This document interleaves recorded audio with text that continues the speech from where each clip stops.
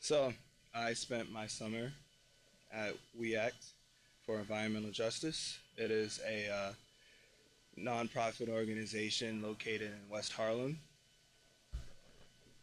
So I'm just going to go over a little bit of the themes that came up during my fellowship experience in the seminars and at the internship.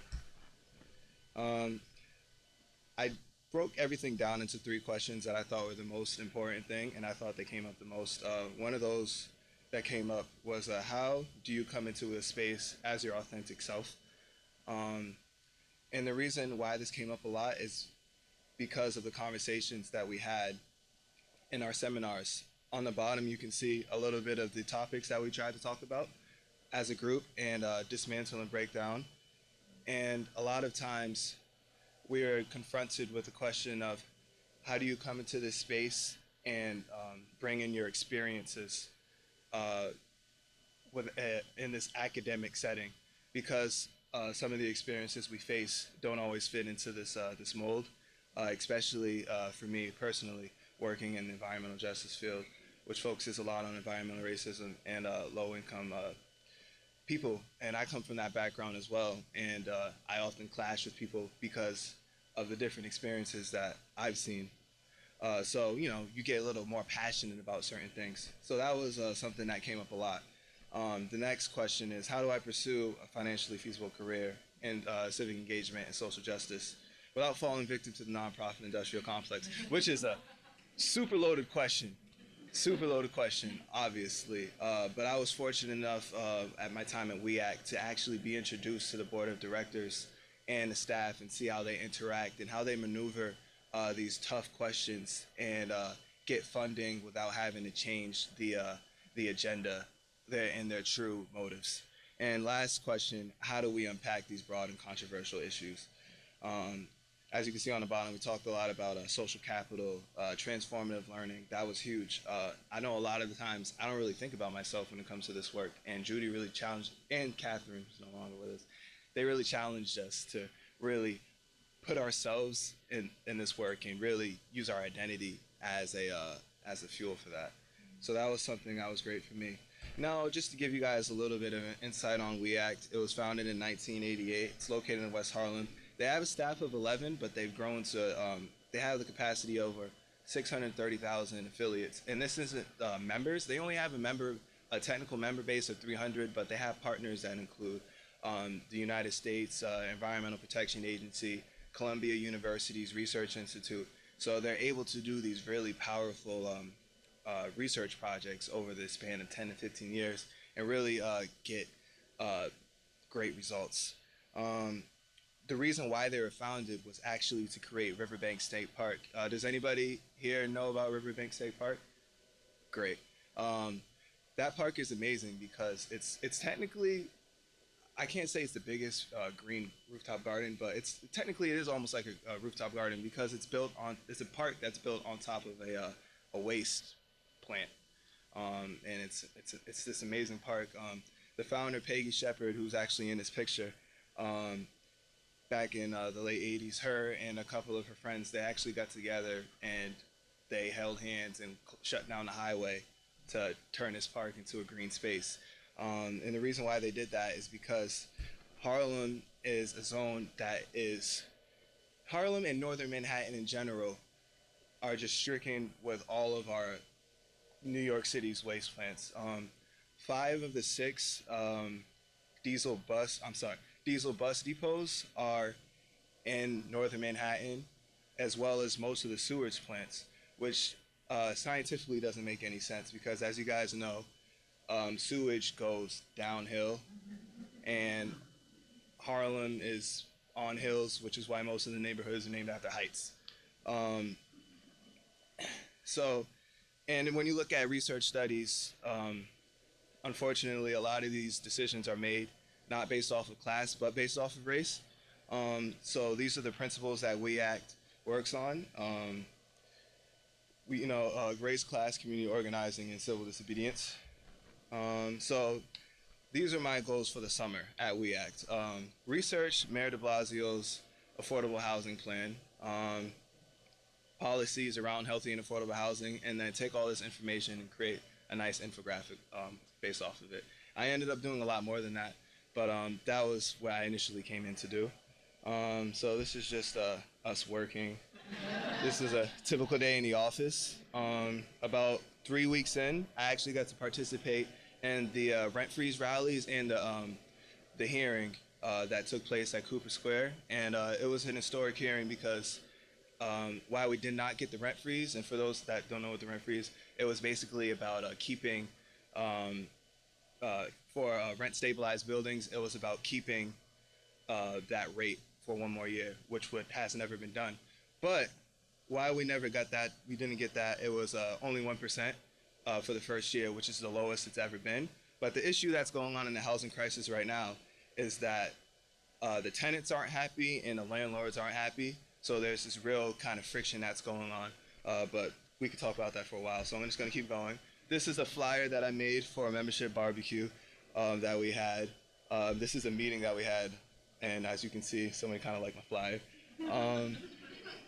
This is a summer movie series that we helped run, and we played environmental justice documentaries over on Harlem Piers, and we had a pretty good turnout. I wanted to talk about this theme at the end. Intersectionality was big in our work, and as a foreshadow, this is a campaign training that we had at Mothers on the Move and Rebel Diaz's art space. And on you guys left, this is Cecil Corbin Mark. He's the deputy director, and on the right is Anna Parks, who actually does lead testing in people's homes. And they were just giving an example of how climate change works. And what she's doing is she's running faster. And as she's running, Cecil was putting more layers of clothes on her. So it's a really small way to show that the harder the earth works, the more, I'm sorry, I just get really frustrated with these issues. But yeah, so pretty much the harder the earth is working, the more pressure is put on it. So it has to work harder, but it's also getting hotter. And that's what she's doing. This is the meeting that we had with a housing developer. They are trying to build housing units on the pier for Columbia, and Peggy and Cecil, they have so much clout in WEACT that they're one of the gatekeepers to even get permission to build these housing units. And it was a really interesting day because it started off him coming in there thinking that he had all the control, and he was telling them this is what we're going to do. And it turned around to everybody at WEACT saying, you have to slow down, and you don't come in telling us what you're going to do. You have a conversation with us in the community.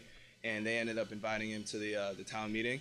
The main issue that they had with this guy is he was coming in there and he was saying we have about 100 units and there are going to be some affordable units, but he never said how many. And when it came down to it, out of those 100, only 30 were, which completely goes against the 80-20 bill that de Blasio is proposing. This is a panoramic picture of the WEACT membership barbecue that we had. This is a slide just shows kind of like the research that I was looking at. That's in our environmental health portal. So I was kind of just looking at indoor air quality, safety maintenance, and I was also looking at documents like what are the housing rates? How expensive has New York really got? And a lot of the information that I was looking at was kind of mind-opening for me and really surprising. This is the first version of the infographic that I made, which has minimal graphics, and my supervisor got on me about that. So this was the final draft. And this draft is actually going to be used at the Affordable and Healthy Housing Conference that's going to take place in 2 weeks, actually, November 22nd, 23rd. So takeaways, intersectionality, social capital, and I really realized politics equals power.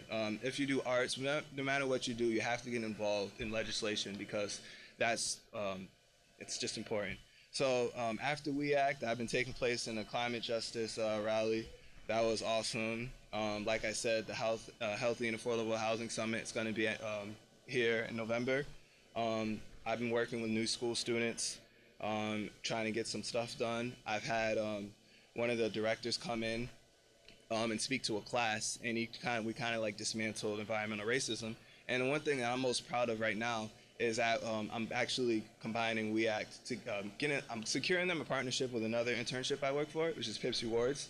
They take rewards services, and pretty much they give people rewards points to switch into sustainable products, and then people can use those points to either buy other products or they can donate them to a charity or organization that they believe in, and that next charity is going to be WEACT. So that's it.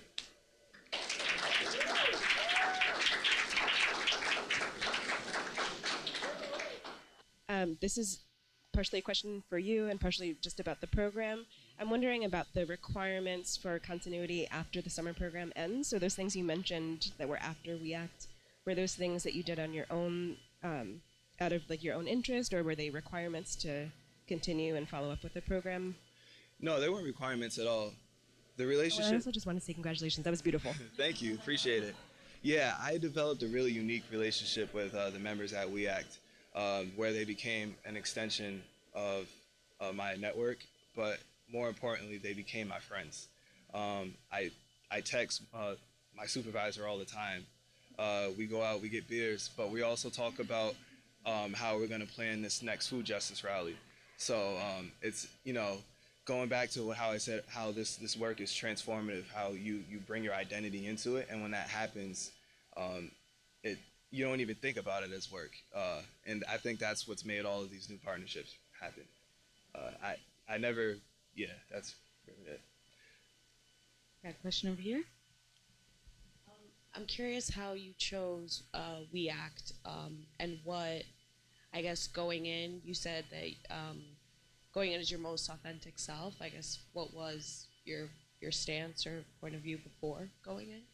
Yeah, it's I'm glad you asked that question, because I'm just gonna start by saying there are 15 interns at WEACT this summer, which is the most that they usually have, and all of the interns found WEACT by Googling environmental justice in New York City, and WEACT was first, which is kind of sad, only because I wish that I had a better story to say how I found WEACT.